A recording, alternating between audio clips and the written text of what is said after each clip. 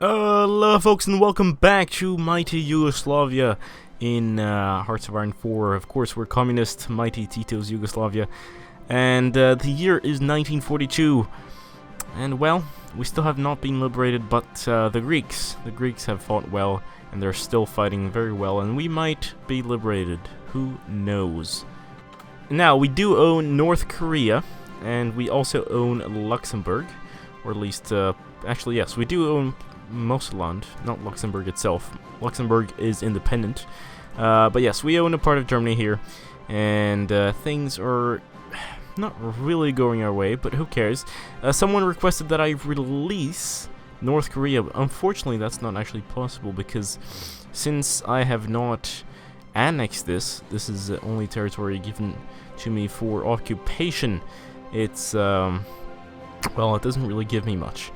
Now, local manpower, we don't, I mean, we could start recruiting, but it's not exactly like we have a bunch of manpower.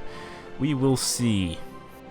Oh, and very importantly, someone said restart please, and, well, I almost agree, but the thing is, there's a DLC coming. It's the one with the whole British Empire kind of DLC with new ideas for lots of different British countries and so on and so forth. So even though I'd really love to restart as Yugoslavia, I think we'll have to leave that for some other time. And again, who knows, we might be liberated. I actually like watching how this develops, because you know, it's sort of realistic. I don't think we could have survived that, but yes, it was a mistake on my part to attack Hungary. So who's gonna win?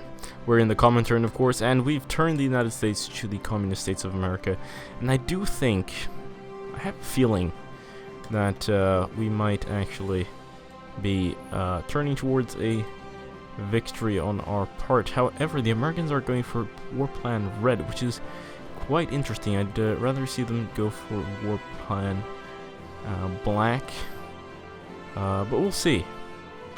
Again, I'm really annoyed with the British. They were so close to winning against Germany, but then they all of a sudden moved all of their divisions over to the British Raj, or at least they're moving them across the Soviet Union somewhere. Not really sure where. I think it's to fight off China? No, China's... This is confusing. This Siam? Who is it they're fighting? Japan over here? That's so weird though, like, ugh, so close. I'm not sure Turkey will be able to hold on for very long over here. Syria as well, the German territory is just down there. I think the push is going well. It's just Northern Europe, or Central Europe here, the northern push, that kind of worries me. The Greeks, they just absolutely amaze me. Look at that, they're on the defensive here. Sort of in a stalemate, but then they just think, oh, you know what? Let's do an offensive on the on this coast here. It's just, oh, thank you, Greece, thank you. Oh, Americans, AI, come on, what are you up to? Embargo the USSR? Really? Is this the right time? Maybe stupid Americans always thinking, you know, they're gonna come out on top. I understand Stalin isn't really the best of world revolutionaries, but just set aside your differences for once and destroy fascism, please. Please. Warsaw has been liberated. I don't remember if they had already been liberated before, but alas, it is part of the Allies now. Actually, Poland is in the common turn. Yes, good, wonderful. Now, how much longer? That is the question.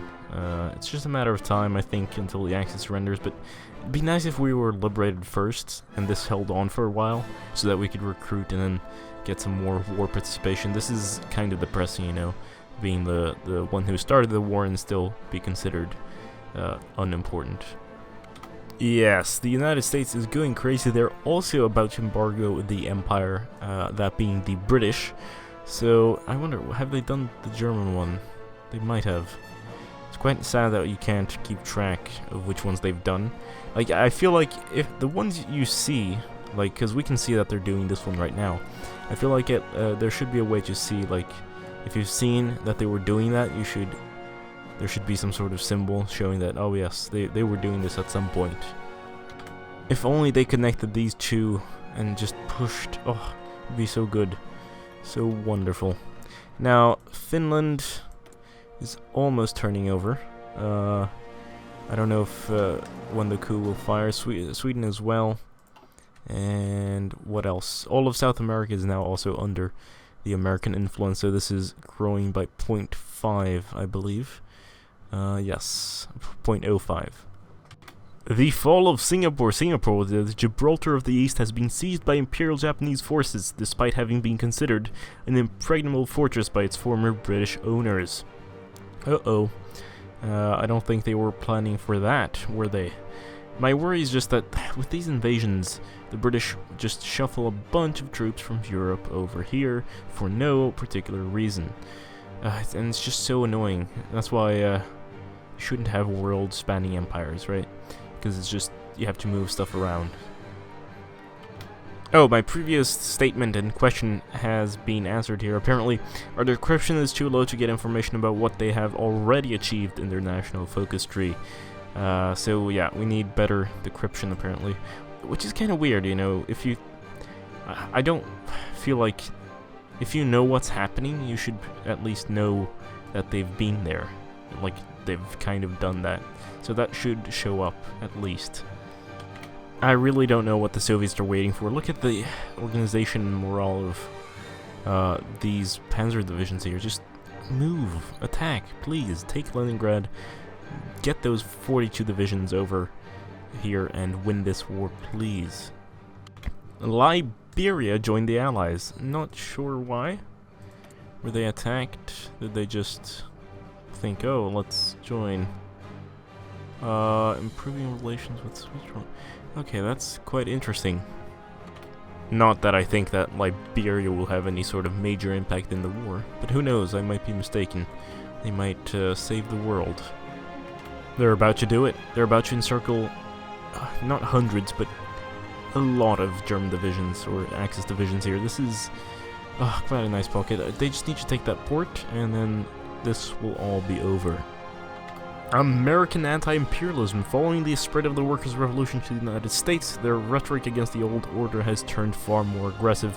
Now, Earl Browder is questioning the status of Canada as a subject state to the British Empire, while American diplomats are espousing a world free of their aristocracy and overlordship across the world.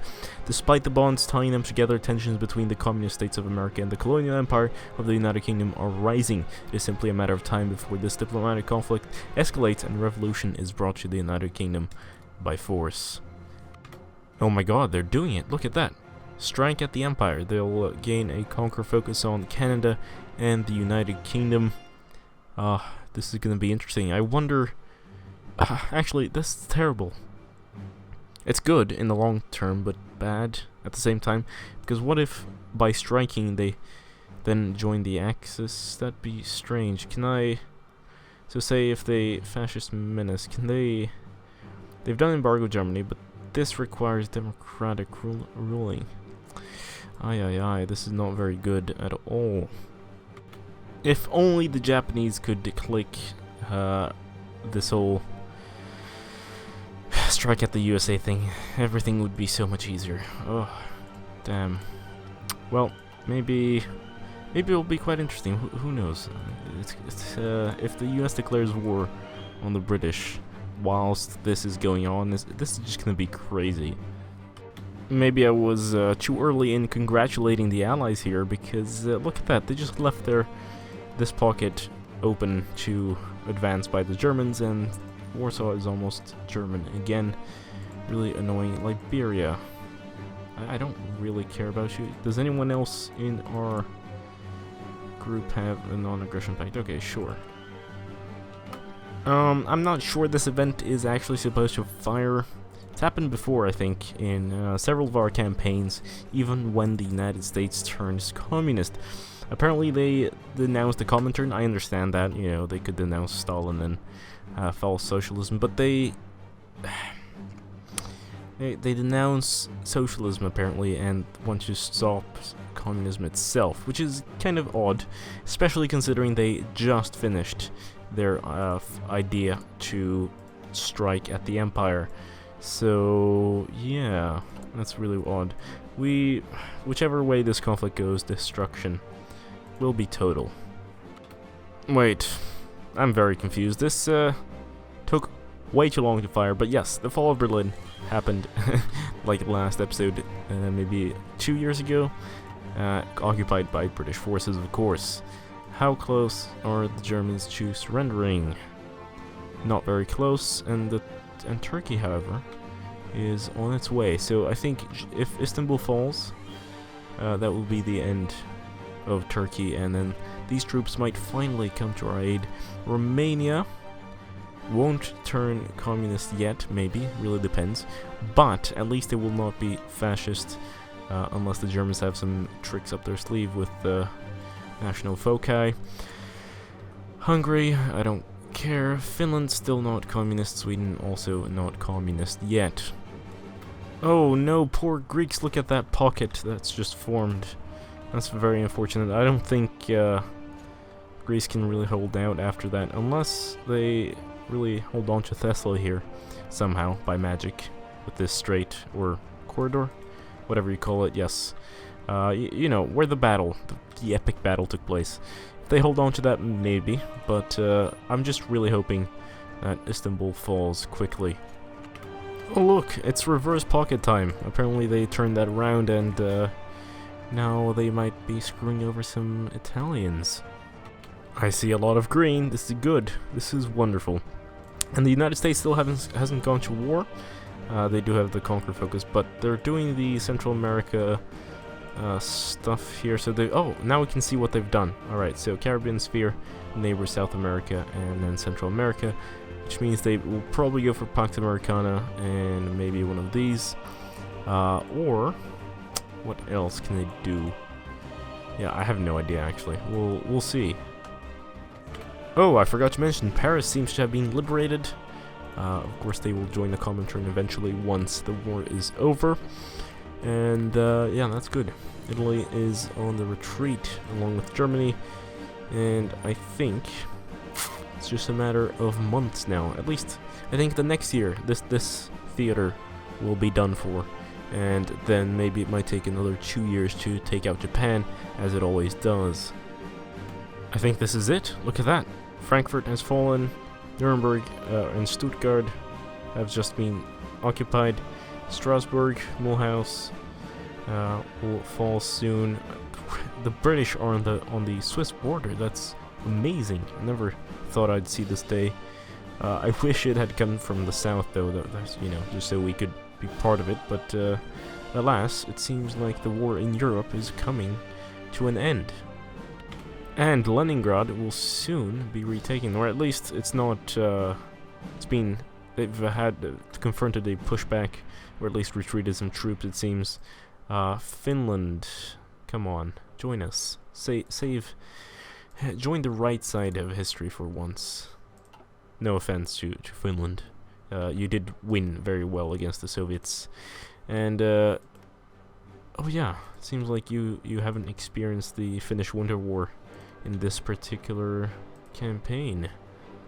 See, this is the kind of stuff that really annoys me about the AI. If I was playing here, I'd just, you know, select this and boom, right into Istanbul, and Turkey would be done for. But instead, the troops just have to stand there. They have to fight on this front. Who cares? Just take their capital and make them surrender. So the Americans are going for Pax Americana, as I suspected, which means they can intervene in American wars. And that also raises communism support throughout the Americas, and also gets Paraguay, which is the only other communist state in the Americas right now, to have an ideology drift offense. Not that they need it, of course, but well, that's quite interesting. This is the end. Yes, Slovakia has capitulated. That's great news. Of course, I almost right now, you know, I have to say, I almost feel bad for Germany right now, because after all, If we're actually going to look at the history of this campaign, I was the one who attacked Hungary, and the Germans were just like, no, hey, they are our allies and our good friends, so they jumped in. And then that just escalated and brought on the wrath of the world against Germany, even though I was the aggressor. But, you know, that's the things you've got to do as a German, you know, you've got to defend against the world offensively somehow. I hope you do realize that I just had nothing to say there, so I just said a bunch of BS, to be honest. Oh, look at that. Oh, nice. I hope the Dutch take that. That make a nice border. Unlike the current Netherlands, which has Maastricht down here. And it just looks terrible, to be honest. Not terrible, it's just, the river. It just doesn't look good. I have no idea why the AI likes doing this, but we'll allow them, and then they'll take Istanbul, hopefully. Although the Greeks took this, so I wonder if they can actually pass through here. They have military access with the... gives military access to Luxembourg and myself. That's not really what I want, but whatever. Bratislava was recaptured by the Axis, but who cares? I think the Germans are about to come to a bitter end. It's going to be a bitter end for them. And Nationalist Spain as well seems to be doing not so well for itself. Yes, Turkey has capitulated. Great news, and we gain back some of our core territory here. Let's go to our construction menus. Finally. This is wonderful. Let's put this on top, and then infrastructure. Who cares about infrastructure, to be honest, at this point? Yes. Whew. Okay, so let's also locations. Oh, right, because this is not core territory, I guess. But yes, we finally are liberated, at least for a small amount of time. The Pax Americana. Looking to the conflicts on other continents, Earl Browder has announced a new foreign policy program intended to keep the peace at home. Any government on the American continent may appeal to the United States for military protection should they feel threatened by their neighbors. While not a guarantee of any particular state, the desire for peace in America is no longer just a dream, but official American policy. And now the Americans are going for a black chamber operation. Which I haven't seen the US do before, but what does it do? It can boost popularity on other ideologies. I thought that was just a given. But yes, Brazil and Bolivia get communist supporters starting a civil war. I don't think that would be very successful in Brazil, considering that they're only 21% over here, and in Bolivia as well. But we'll see. Believe it or not, but the Soviet Union has accepted our request to be given control of Istanbul. So yes, lovely. We have a little bit more territory, and now they can also march over and help us. Luxembourg wants to send 4 divisions as expeditionary forces to our country to help us out. Yes, please. And also, I've been requesting more land in Anatolia, and it seems like Stalin doesn't mind too much. As expected, Bulgaria is being occupied by the Axis, but we have formed a defensive line with the Luxembourger army here, and hopefully we can just hold that back whilst we wait for reinforcements from other countries. Vienna still hasn't fallen. I thought it was going to happen faster, but alas, who cares? Let's build some more submarines, shall we? And what about this? How many military factories do we have? A lot, which is pretty nice, so let's fill those up. How many more? 1 more. Okay, let's go for some support equipment. Now I realize this is not exactly the most eventful episode in history, especially, you know, us being an observer and all, but at least things are unfolding and things are happening for us, and we will become great again. We will restore the glory of communist Yugoslavia and finally take down the Hungarians, which we set out to do in the beginning. In the meantime, however, I think we will end this episode right here. Thank you so much for watching. Don't forget to subscribe and like if you haven't done so already. And, well, this has been GameGabster. Thanks so much for watching. Farewell.